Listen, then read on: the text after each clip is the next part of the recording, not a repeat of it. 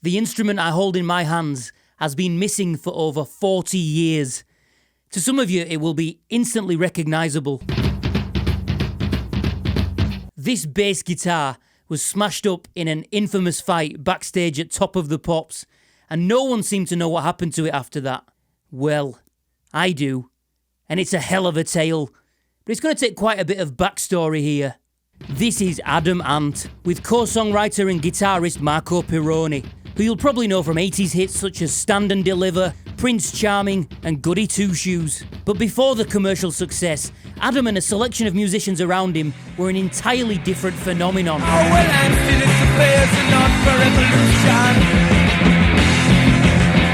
One that, in relatively small circles, are hailed as the best band that there ever was. And that's no exaggeration. These are just a few of my mates' houses and a bar in my local area. People of varying ages who have filled their walls with tributes to the early days of the band. And this is my front room, where Kira has put this up.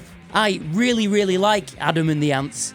I've got a few records, I've got a few t-shirts, I listen to them often. But to some people, being an Ant person is a way of life. There's no other gig comes close to watching an Adam and the Ants gig. It's hard to describe. You've got to witness it. It's almost embarrassing how much of a fan I am. You know, I'm a huge fan. And I just thought, what's this? You know, I was transfixed straight away. And I'd never seen anything like it at the time, and no one else doing it quite the same even now. But I've sat on a bus listening to Adam and the Ants and I can feel all the anger and all the rage. It makes you feel violent. Yeah. You didn't knock out all ladies on bus, did you? No, good.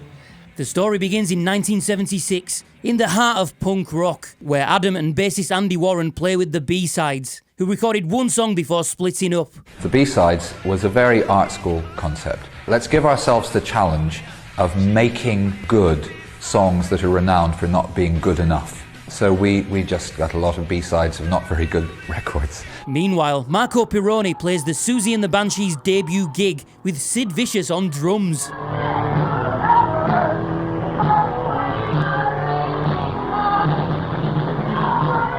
In spring 1977, the fully formed Ants performed their first headline show, and everyone left except for two people, one of them being early punk icon Jordan, who joined the band as manager and on vocals for a while.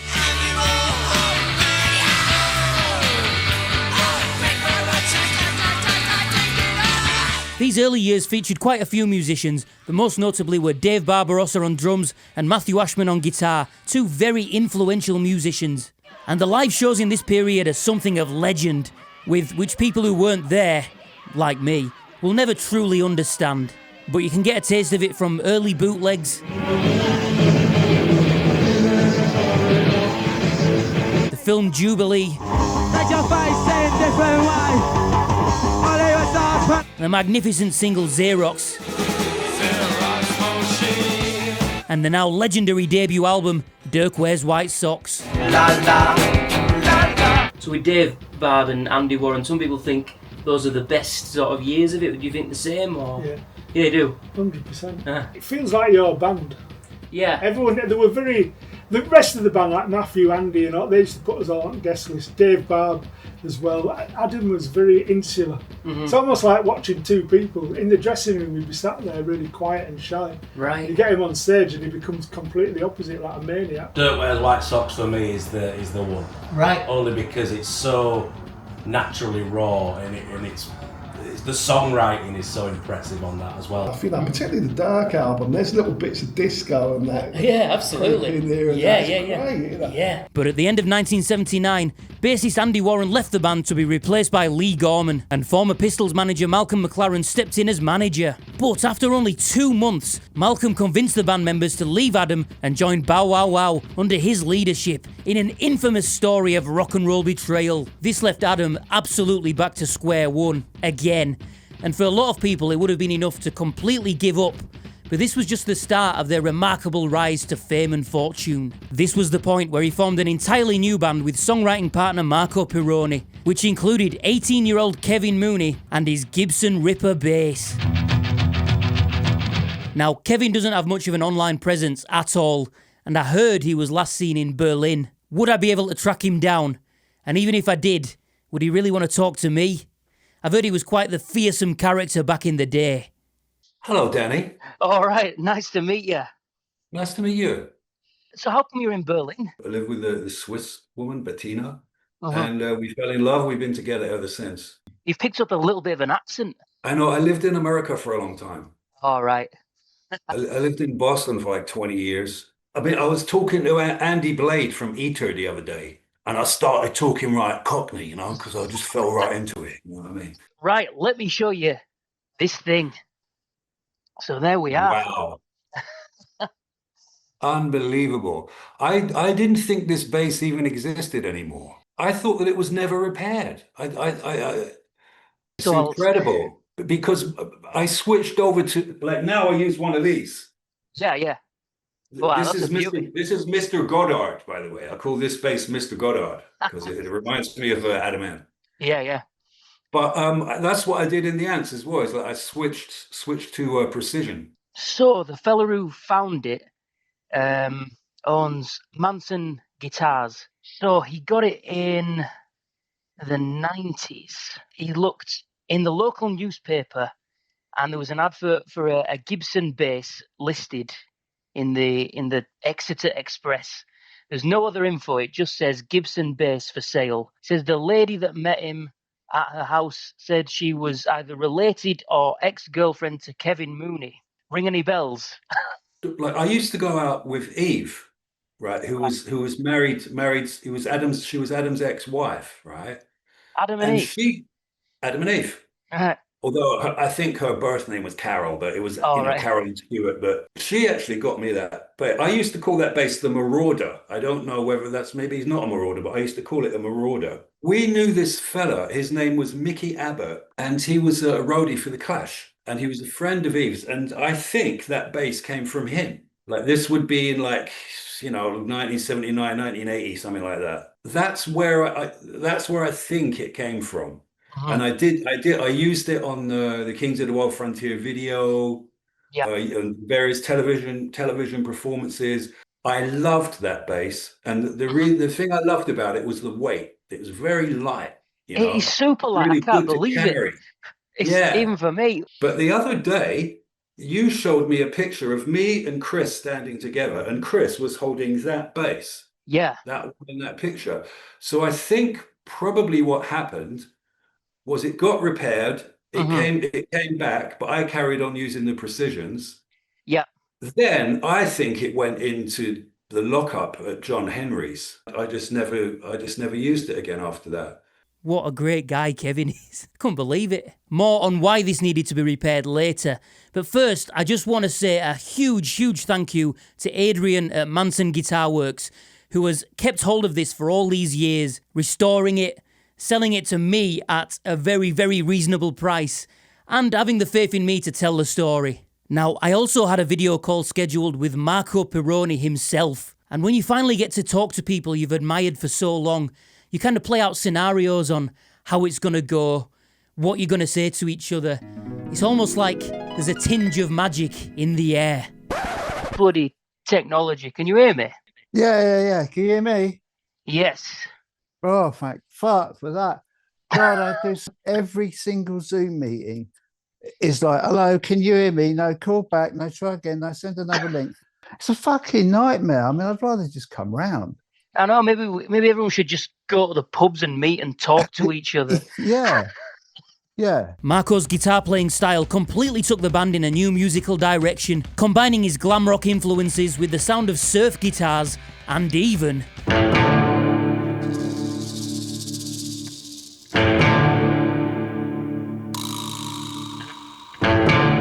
It's just a great thing to put into pop music, especially at that time when everyone was mixing everything up and it was all kind of had that punk edge to it. To mix kind of Ennio Morricone with that I think it was kind of stroke of genius, really. Mixes kind of T-Rex, Gary Glitter, early Roxy, Ennio Morricone, Link Ray, and John Barry. I mean, nobody else has done that. And a lot of the Bow Wow Wow stuff was like that as well. You know, it was kind of going around at that time. When we went to visit Matthew when Bow Wow were getting ready to play, I remember Matthew Ashman in his flat in Whitechapel, and there were this pile of records on the floor.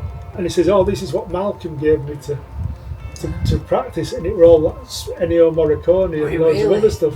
So soon you said that to me, so Malcolm must have said the same thing to Adam. Wow, that's interesting, isn't it? I had nothing to do with punk for a couple of years. I just thought, oh, it's naff now. And I didn't wear any of my traditional clothes, or I didn't even wear my leather jacket anymore, so I wanted nothing to do with it. Yeah. So when I joined the Ants, I thought, oh no, is this the right thing to do?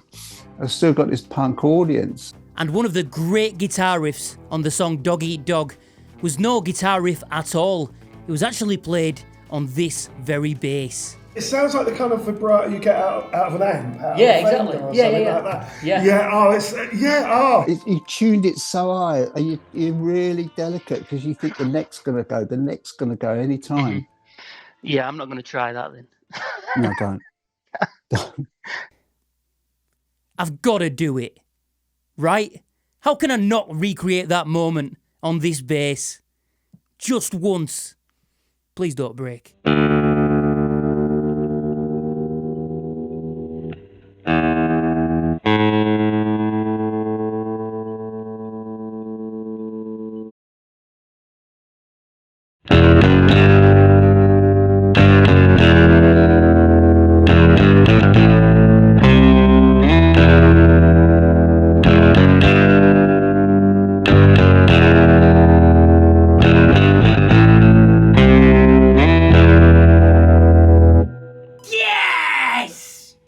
The Ants Invasion Tour of 1980 goes down in rock and roll history, with stories from these gigs still coming up regularly to this day in my local area, and the details meticulously recorded in John's books. And then we did that tour that Johnny writes about, and every night was just fucking chaos. I think I do remember him actually. Yeah. There were lots of problems from the off. Fights every night and riots every night. Bassist Kevin Mooney swinging his bass at the crowd in Middlesbrough and causing a riot. That Middlesbrough show was crazy. Yeah. I mean, they were like chucking sharpened up coins at us and stuff like that. Holy shit. I met that guy who threw the coins. I went to see the Monochrome set, and I was just talking to these blokes outside. And one of them said, oh, do you remember that gig in where it was? And he said, when someone was throwing coins. I said, oh yeah, they're throwing coins at Kevin, and he went mad. And he said, yeah, that was me. I said, you fucking cunt. What's the point of... There was also another one that I remember, Cleopatra's. I think it was in Huddersfield. Yeah. There's a famous gig in Huddersfield where there's a massive riot. And the review of Huddersfield starts with, what's the problem with these northern wanker kids? Yeah, that's exactly. It could have been written by me. These Huddersfield Town fans, a couple of them walked in through the door, and they says, what time's band's on tonight? And I says, why? He says, oh, I'm coming down with Huddersfield Town fans tonight. We're having a rehearsal. We've got to play. Cockney Rejects are playing tomorrow, and we want to have a fight with them. So a rehearsal for a fight? Yeah, so I said, so we want to come down tonight and see what it's like fighting in a gig. There's certain tracks in an Adam in the Handset that could trigger a violent response. Mm-hmm. So if they played Falling, 10, 9, 8, 7, 6.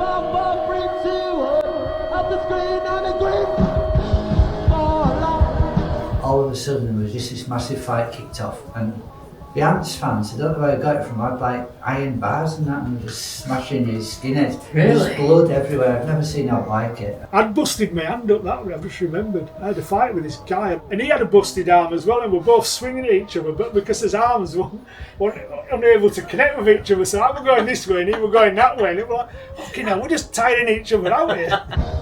Okay, that's it for the evening, you arseholes.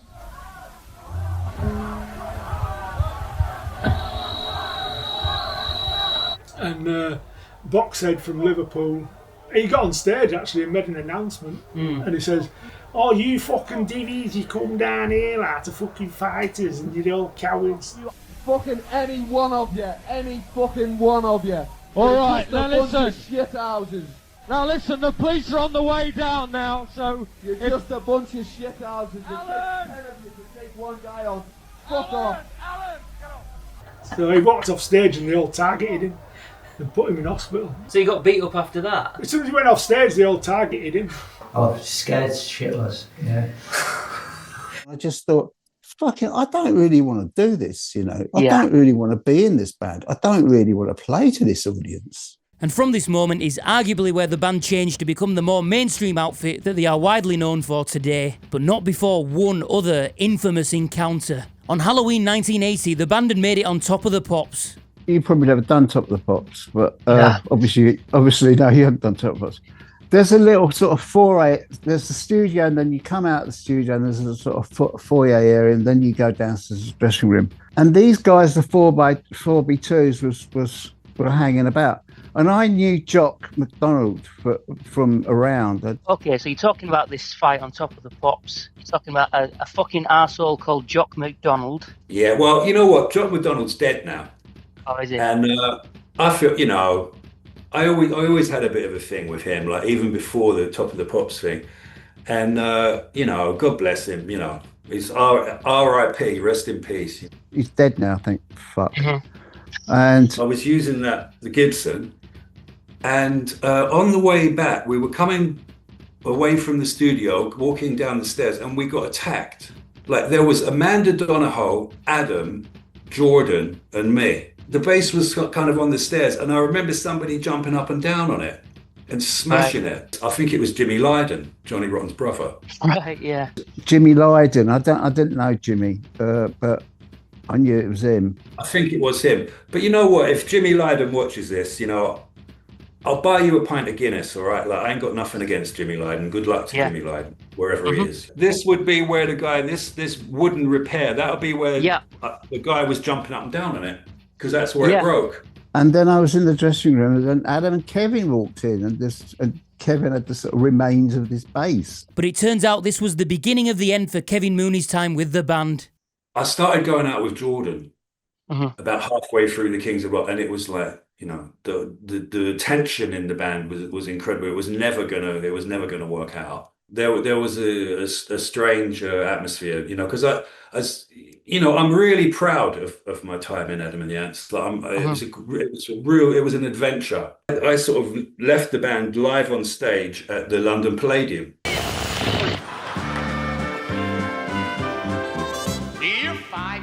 Face is a dirty disgrace. For Adam and the Ants, it pretty much culminates, and post-punk culminates, when they did the Children's Raw Variety. Adam and the Ants! Adam and the Ants would take one final bow on behalf of all the Blitz dandies that had wanted to change the world 5 years previously in the basements of Soho nightclubs. Kevin Mooney's been mourning the loss of punk possibly more than most. Throws his bass guitar on the floor and continues to stand there while the five of them mime to the entire track. And you can see Adam being brilliant, you know, and being a star, but looking to his side going, geez, you know, what's happening? What's happening is punk is ending right there. Bang as many nails into the coffin of punk as we possibly could, so it could never get out again.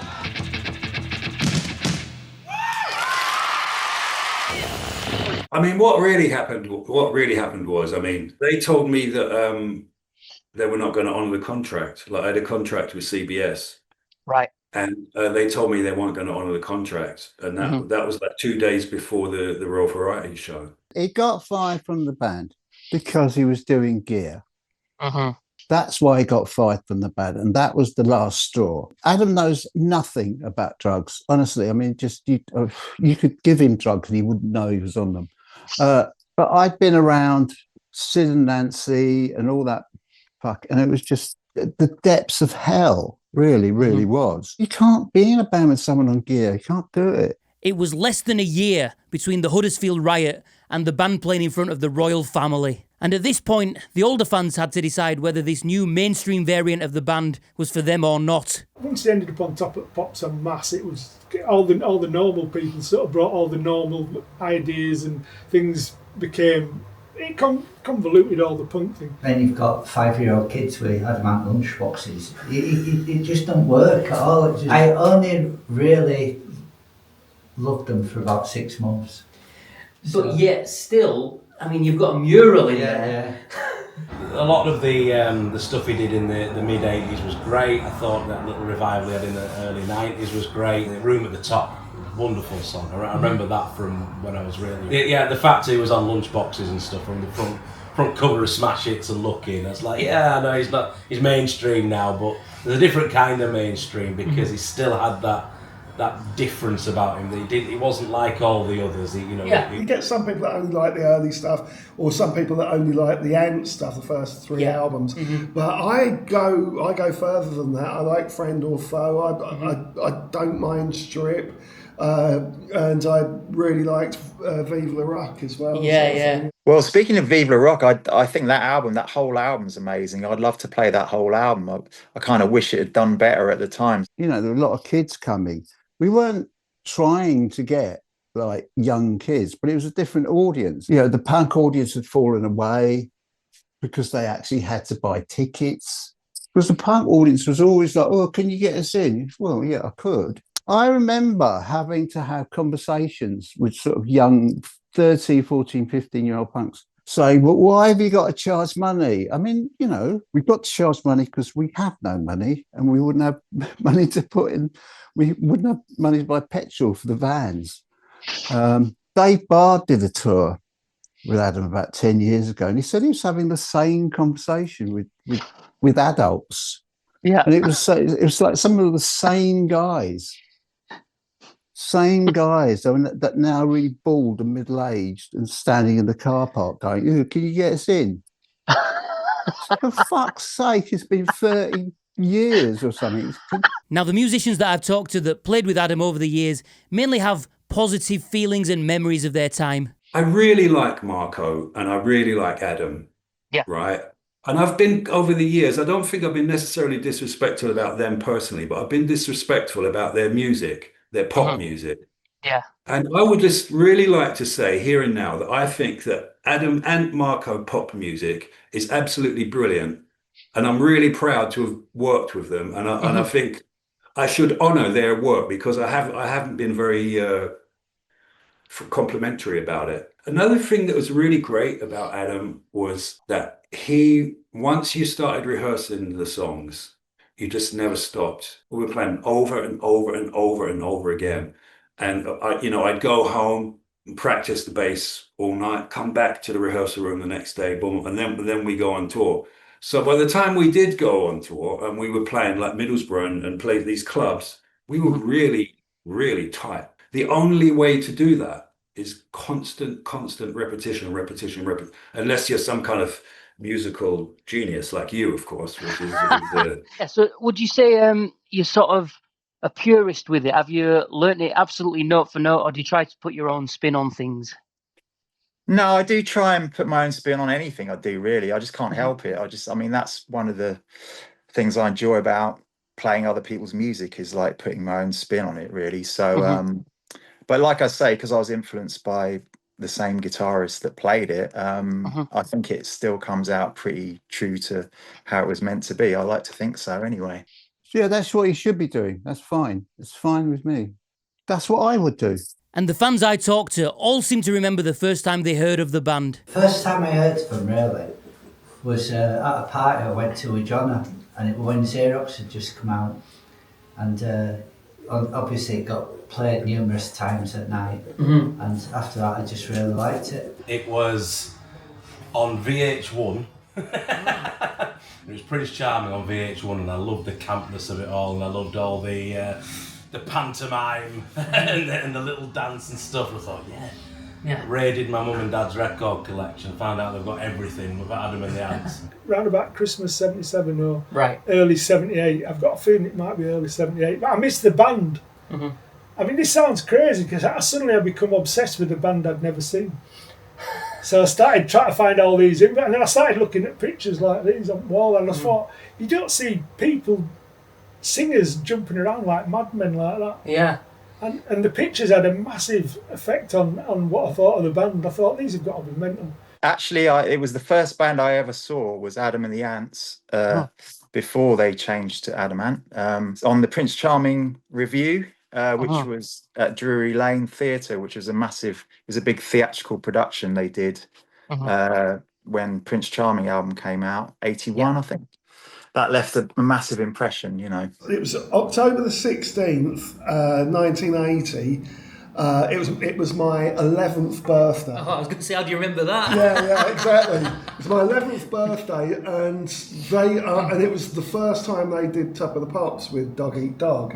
Exactly 45 years to the day later, I auditioned to be in Adam Ant's band. Wow. And I got it, and it was exactly 45 years later, so it was my 56th birthday. Bloody hell. And over the decades, Ant's references have popped up in the unlikeliest of places. Hey, up! Play it, it's a group! No. Groups don't materialise in daylight. I mean, can you believe in Adam and the ants in daylight?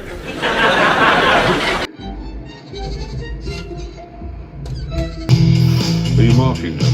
Yeah. It's not a brilliant look like Adam and the Ants. Now, I will be doing plenty more videos on the bass itself. I've barely even played it or talked about it yet. Already, I've had it a month, and I've only told a few people about it, and 3 fucking people have already tried to buy it off me, you know, like Ants collectors. And I'm just like, I'm not having it. No, someone's warehouse, you know. No, absolutely. Yeah. I bet I could sort of work out which 3 people those are, actually.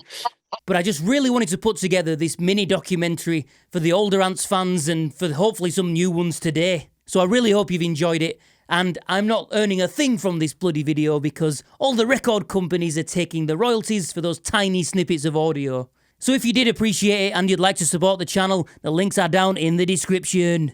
A big thank you to everyone who contributed. It has been an honour to make this video and meet all these people. I still can't believe it, man. Nice one. Any other final things you want to add for my Ants documentary video? You know that posh bass player? Yeah, Charles. Yeah, Charles. Yeah. He's done something unspeakable. What? He's playing bass with a voice box. Is he a mate of yours? Yeah, he's actually a lovely bloke, but I'm sure. All right, he's a lovely bloke, but for fuck's sake, what are you doing? This is bollocks.